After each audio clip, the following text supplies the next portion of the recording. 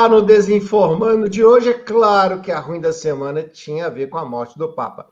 Sobre as nossas pesquisas, vamos falar um pouquinho mais sobre literacia transmediática.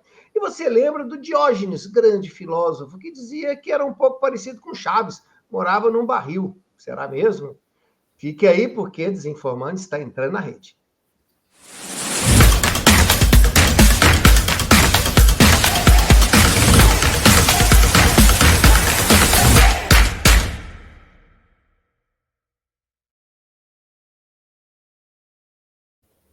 Muito bem-vindo, eu sou o professor Cláudio Magalhães, do meu lado, grande pesquisador da desinformação, o nosso doutorando em comunicação, Diego de Deus, grande jornalista, também algum reles corintiano, mas ninguém é perfeito nesse mundo, como a gente sabe, não é isso? Aproveita que você está aí, clica aí, curte a gente, registre-se no nosso canal Democracia da Desinformação, segue a gente aí também, olha, sabe que nosso programinha aqui, nosso videocast de literacia midiática está lá também no Spotify, no YouTube Music, para que você possa ver esse e os outros episódios anteriores também, para que você fique bem informado quanto à desinformação.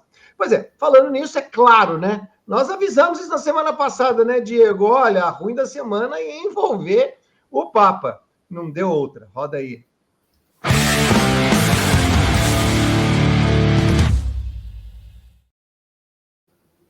Esse programinha, além de ser um grande videocast sobre literacia midiática, está me parecendo também mediúnico, não é?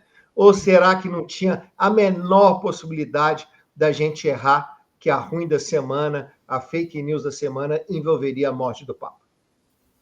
Pois é, professor, uma ótima semana para você e para todos que nos acompanham. De fato, né, muita coisa circulou depois da morte do Papa, a gente já tinha trazido essa possibilidade na semana passada, mas hoje aqui, ao invés de a gente trazer de fato uma notícia falsa, entre tantas que circularam a respeito da morte do Papa, a gente traz uma que, curiosamente, ela é verdadeira, mas que espanta e que, sem sombra de dúvida, atiça a nossa curiosidade pela coincidência que se deu entre a idade do Papa, a hora da morte dele, com o número de carteirinha na qual ele era sócio, né, do São Lourenço, que é o time do coração do Papa lá na Argentina. E é de fato impressionante, né? Essa informação passou a circular muito pelos grupos de WhatsApp e todo mundo, a priori, considerou que isso fosse mentira. Mas alguns canais esportivos, primeiramente, passaram a confirmar essa informação. O próprio clube São Lourenço confirmou essa informação e não demorou para que os portais de notícias também colocassem essa informação no ar, né? Só para a gente poder explicar, né, aquelas carteirinhas de sócio torcedores, elas têm um número de registro, e o do Papa era justamente 88235. Explicando, Papa morre aos 88 anos de idade, exatamente às 2h35 da manhã, pelo horário de Buenos Aires.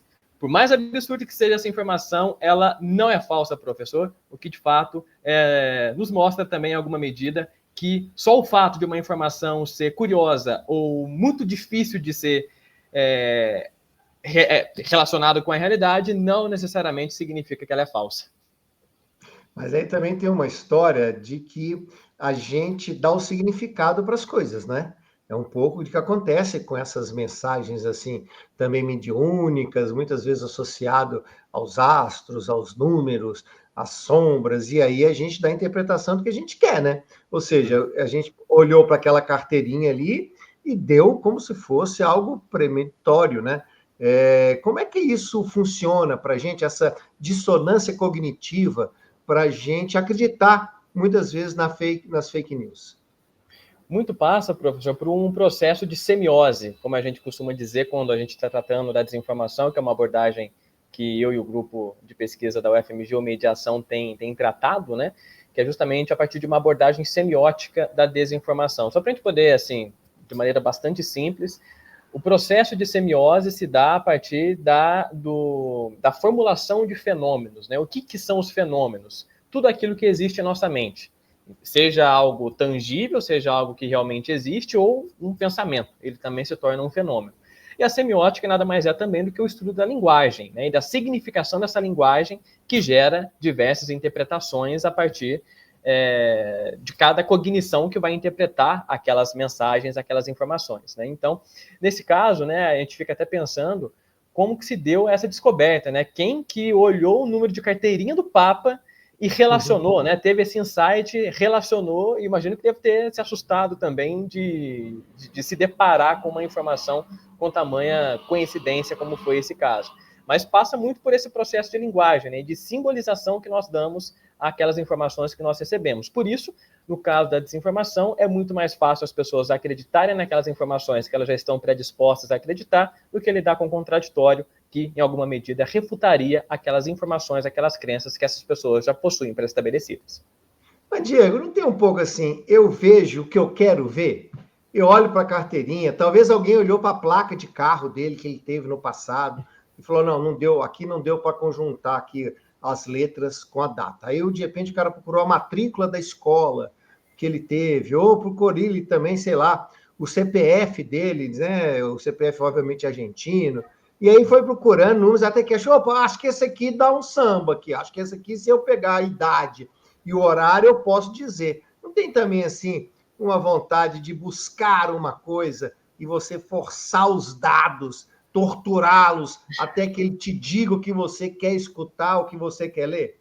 No caso, a desinformação, sem sombra de dúvidas, porque já é essa predisposição da pessoa buscar essa validação de crenças que ela já tem pré-estabelecidas em nome daquilo que vem de fora, né? Quer dizer, eu busco por algo que vai confirmar aquilo que eu já tenho ou aquilo que eu quero, ao invés de simplesmente me contentar com aquilo que o mundo me oferece enquanto informação, ou no caso, a semiótica enquanto signo. Mas nesse caso, a pessoa foi super feliz porque registros comprovam que, de fato, o Papa tem 38 anos, às 2h35 da manhã em Buenos Aires, e isso era registrado oficialmente como o número de sócio-torcedor que o Papa, ou que o Mário Jorge Bergoglio, né, que era o nome de nascença do Papa, possuía enquanto torcedor e sócio-torcedor do São Lourenço. Eu ainda acho, né, que é muita falta do que fazer, ficar procurando esse tipo de dados, porque eu não consigo imaginar se existir uma grande entidade que vai fazer o seguinte: olha, eu sei que essa carteirinha aqui que eu fiz lá quando, né, o Bergoglio, lá o Papa, ele era um, né, um mero torcedor, eu vou gravar isso aqui para que quando ele morrer, faça essa coincidência, né? E aí alguém um dia vai falar assim, por que eu não prestei atenção nessa carteirinha que eu saberia qual a idade e o horário que o Papa iria morrer? O negócio é que também não vê a data, né? Podia ser qualquer horário dos 365 dias dos 88 anos também. Teve um pouquinho essa falha ali também. Mas sabe o que não falha? Ou que falha menos do que essas nossas viagens simbólicas e semióticas, como você diz, a ciência. Roda aí.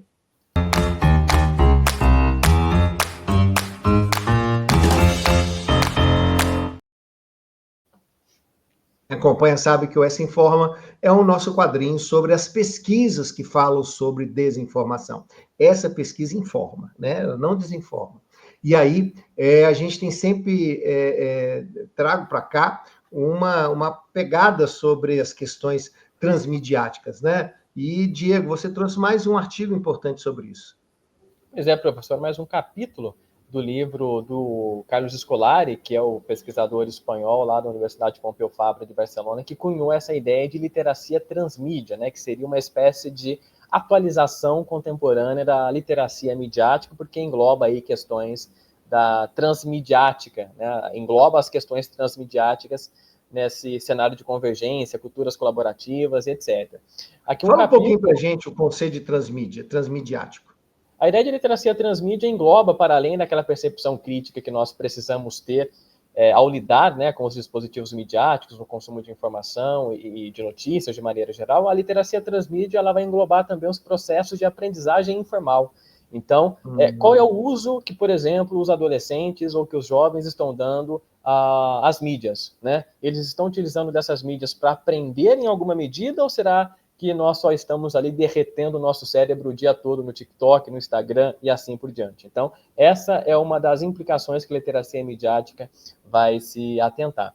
E aqui, especificamente, nesse capítulo da Sarah Pink, da Elisandra Ardebol, da Austrália e também da Espanha, elas vão fazer uma etnografia, que é um método de pesquisa que coloca o pesquisador dentro de ambientes digitais para poder fazer ali, né, as suas avaliações de campo.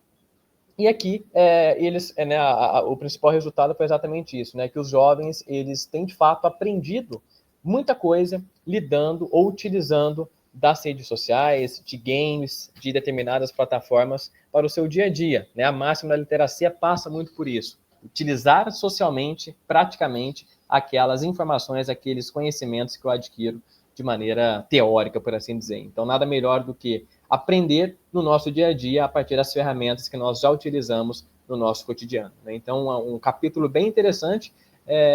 Tá em espanhol o texto original, mas assim, é bem tranquilo de ler, e caso também não seja, se a pessoa tiver uma certa dificuldade, joga lá no chat GPT que ele consegue fazer uma tradução bastante fiel ao texto original.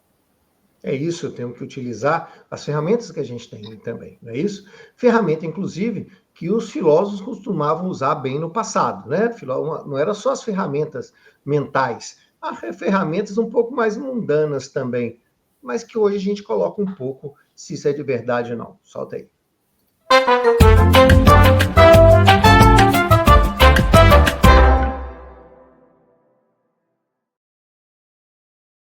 De Diógenes, grande filósofo, né, que tem em comum com um outro grande filósofo do nosso século XX, né, que era o Chaves, grande Chaves, que morava num barril, porque o Diógenes morava também num barril, para poder ele pensar melhor, para ele poder, dentro daquele ambiente fechado, ele conseguir ter seus pensamentos, os seus exercícios mentais. Por isso ele morava num barril. Ou não era bem assim, Diego? Não era bem assim não, viu, professor? Pelo menos a parte do barril em si. O Diógenes, né, ele é conhecido muito pela corrente filosófica que passou a ser chamado de cinismo, que de maneira bastante geral era uma corrente bastante crítica a tudo, e não à toa deu o nome, né, ao uso informal ou popular da ideia, né? A pessoa é cínica, né? Ela é um pouco irônica e tudo mais. Diógenes foi uma das principais figuras, porque ele de fato era muito curioso, né? Era um cara que provocava todo mundo, fazia perguntas que outros filósofos nunca pensou em fazer, e vivia praticamente nas ruas, dentro de um grande receptáculo e não de um barril, como o senso comum acabou acreditando. Até porque o barril, professor, foi ser criado muitos séculos depois. Diógenes está ainda em 400 antes de Cristo, né? Então, por uma preguiça de tradução, muitas vezes, né, as informações que a gente encontrou deram conta disso, né, ou de uma tradução mal feita, optaram por dizer que ele morava dentro de um barril e não de um receptáculo como esse que a gente vê aqui nessa pintura, né? Então, e ele também era muito acompanhado pelos cachorros, né? Daí a ideia dos cachorros acompanharem também aqui na pintura. Mas, de fato, ele não vivia no barril como o nosso grande filósofo mexicano Chaves. É isso aí. E olha, cínico a gente tem que ser sempre. Nós vamos te ensinar. Pode aí.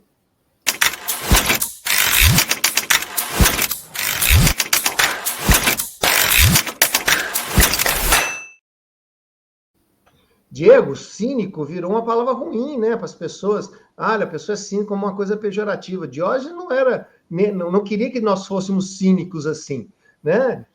Como é que Diógenes acha que a gente deveria ser hoje cínico em relação à desinformação e às redes sociais?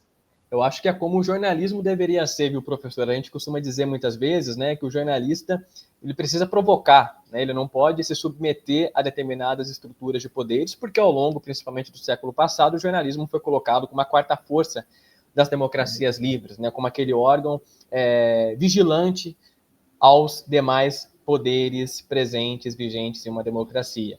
E isso meio que nunca foi alcançado, né? O jornalismo sempre também passou por um processo de desconfiança, porque prometeu muita coisa e nunca conseguiu entregar aquilo que se prometeu, a ideia de uma objetividade, de retratar-se fielmente aos fatos, mas à medida que um fato é noticiado por uma pessoa, essa construção da realidade ela passa por uma série de vieses, evidentemente. E é claro que não à toa surgiram os observatórios da imprensa, principalmente na virada do século atual, porque notaram-se que o jornalismo por si só não daria muita conta disso. Então essa ideia, né, de que o Diógenes esperava da gente hoje em dia parte muito dessa concepção um tanto crítica e um tanto também cautelosa de tudo aquilo que a gente recebe, de tudo aquilo que a gente consome enquanto informação, enquanto notícia, e principalmente naquilo que a gente acredita, possui como referência enquanto uma suposta produtora de verdade, que nós sabemos nunca existiu, jamais vai existir. O que nos cabe é justamente essa construção de crenças que nós temos em torno de uma percepção um tanto ideal de verdade, que o próprio jornalismo acaba se apropriando bastante. Saiamos dos nossos barris e sejamos cínicos de uma maneira positiva. Um abraço para vocês e até semana que vem. Valeu, pessoal, até a próxima.